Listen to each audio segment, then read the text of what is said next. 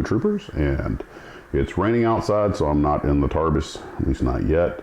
We had beautiful weather for the wedding that I just went to. Some of you guys asked to see a picture of me on the dance floor, so okay, but be careful what you wish for.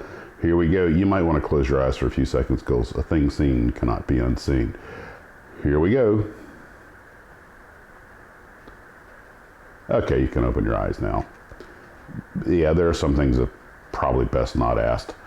So I am very glad that all the positive response I got about the poolside video. Apparently a lot of you guys really like the idea of the old sort of our youth American Graffiti inspired let's all meet in the parking lot.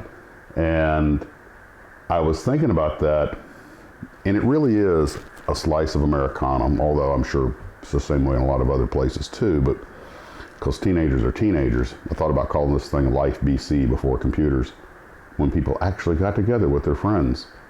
And it got me to thinking about something. Now, I have to paint this picture for you in a little more detail. I'm sure some of you can relate. In the 1970s, or actually 60s and 70s, well, for me it would have been the mid to late 70s when I was doing it, but for everyone else, my older siblings, it would have been the late 60s to the mid 70s, when kids would get their parents' cars, or maybe they had their own car and get together, usually something hand-me-down. They always had that parking lot or that place or that field or whatever where they gathered, independent on where you're from. Now, I realize that a lot of folks who grew up in major cities may not have had cars because it's much more difficult to own and get around in a car in a place like New York or Philadelphia than it is out in the smaller city. I'm in a town of 10,000, was agricultural in nature. You had to have a car. But when we would get together, you'd usually have the one kid whose family had some money, and he would have a fairly newish sporty sedan, you know, a Duster or something like that. And then you'd have the one kid with the ancient T-Bird. You'd have me coming in my dad's Ford F-350 pickup truck, flatbed. I said pickup, I meant flatbed. You'd have a couple of girls in their mom's Cadillacs or Lincolns or whatever, or Crown Vics. And the girls always seemed to come in the nice, pretty cars, or they were little Econo boxes, you know. Some of them would have a little Datsun. Who remembers the Carina? Or a Pinto. Oh yeah, definitely the Pintos were well represented, and the Mavericks. But you know, I heard a guy speak a while back, sometime on one of the other talking heads, and he was talking about how he and his friends back in, I guess it was the 70s, pile into his friends, I believe it was his friend's Maverick, and they drove across country to go to do something, and he called it their steel and glass fortress or something like that. You think about it, it really kind of was. We build model cars because we like cars. We build model planes because we like planes. We build model ships because we're intrigued by ships. We build what interests us. But very few of us have ever worked on a square-rigged ship or flown a jet fighter.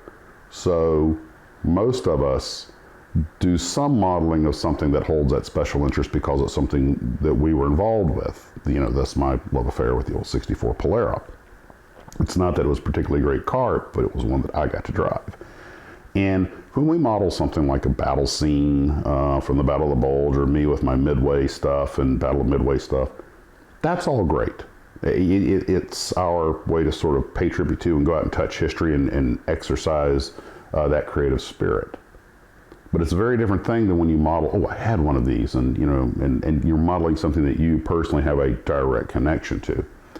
And I think that's one of the reasons that this whole idea of, you know, kids in the parking lot is something that probably relates to it. It doesn't have to be with cars, you know, depending on what you're about. It could be at the movies or at a drive-in or at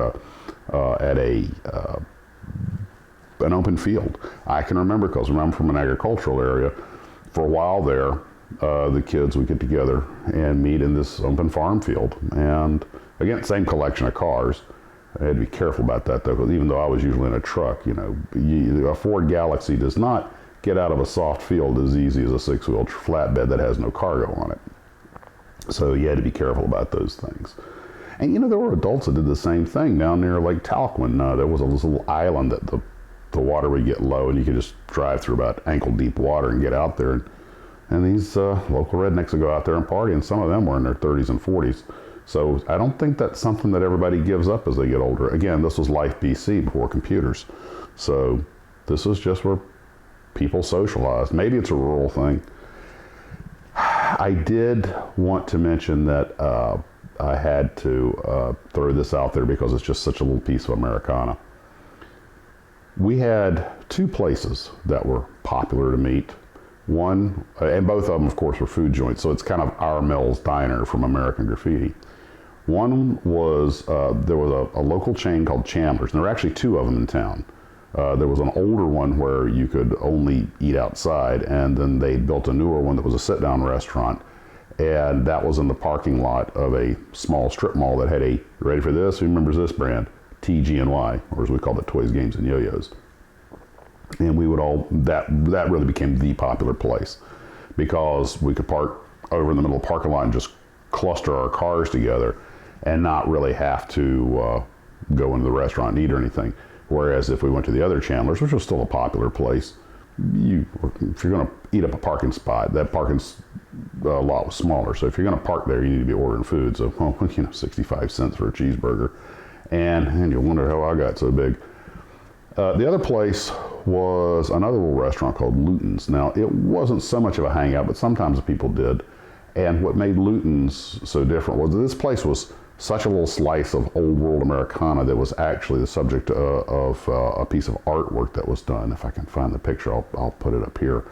But I promised I'd stop doing that. Sorry about all the buts. I'm trying to get better about that.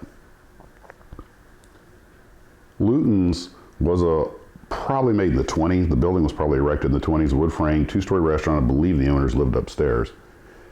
It had a sit-down dining area and the old bar with the old red flat-top brown stools that spun around and a lot of old equipment inside. But it also had a side window that was strictly for walk-up or drive-in orders. And you would, even if you drove in, you walked up to the window and put the order in. It was dedicated. It was built with that in mind. And you used to see those back then. You don't so much see them. We're not like a drive-through you have today. You didn't drive through and pick up. You had to get out of the car, walk up. There were no car hops or anything like that. But it was such a, these were not chain restaurants. And the fact that they were locally owned, the food was actually really good. And the proof that you fry something with enough butter. But it was a time and a place it kind of makes me sad to think it's not coming back. That may be one reason that this whole parking lot build is kind of touched. I think it's touched me. I think it's touched some of you guys, judging by some of the comments and emails I've gotten. We all like to model things that have our interest. Ships, planes, spaceships, whatever, kaiju, the works. As you guys know, I'm pretty much an omnivore when it comes to models. I like building. Send me some plastic flowers and I'll build them. But I also have an interest in all these things. You guys know I like kaiju movies and I love science fiction. I love real space and I love aviation. I love marine and aquatic and submarine and cars and the more I do this channel and the more exposure I get to you guys, the more I learn, the more my fascination with all these, and I'm that kind of jack of all trades, scattered off in all these different directions, but really the master of none. But most of you guys have that field of expertise, and you really offer so much to me and to help me make corrections, because, when I do something, say something that's wrong, somebody enlightens me. I like to make that part of the next thing. I like to fix my mistakes. And they say to err is human. I am very, very human. But back to my point. When we make these dioramas of things that affected us, there is that magic goofus dust of nostalgia that really adds a certain je ne sais quoi to it.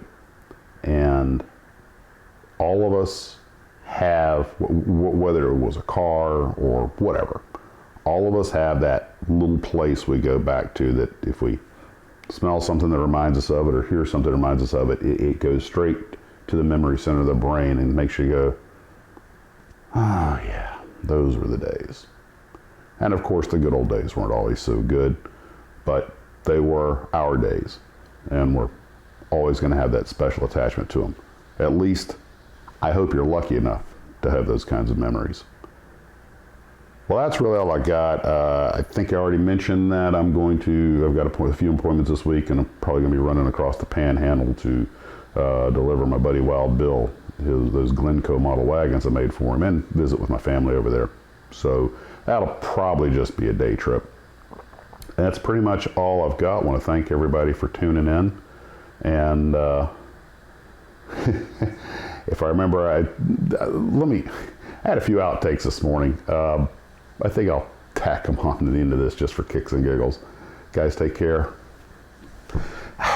Can never get it right. I always want to pick up the wrong hand because I'm looking into the camera, which is, no, it doesn't matter. Model on.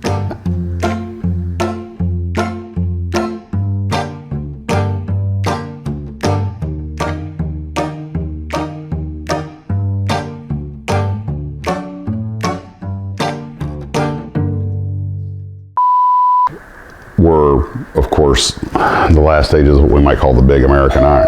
Shoot. So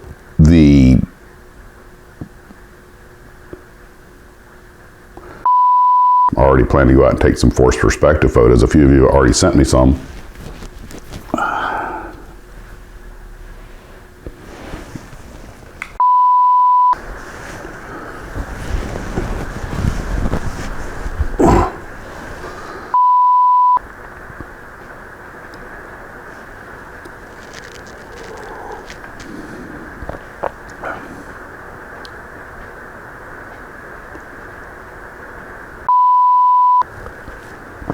I never did get my grandma's 73 Maverick and the 4-door. We'd go out and buy a secondhand wannabe muscle car.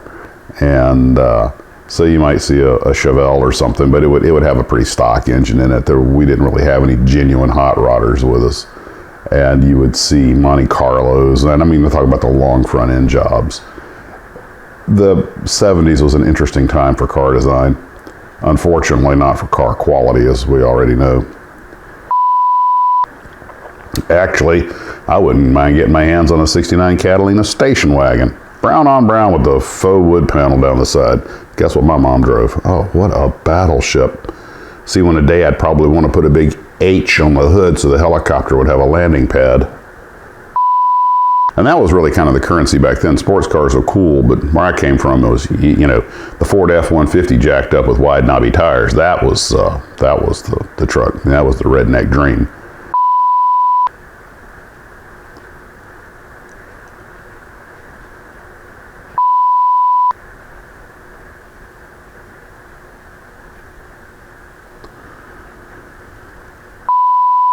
There won't be a lot of content coming out, but I will try to get some model building done.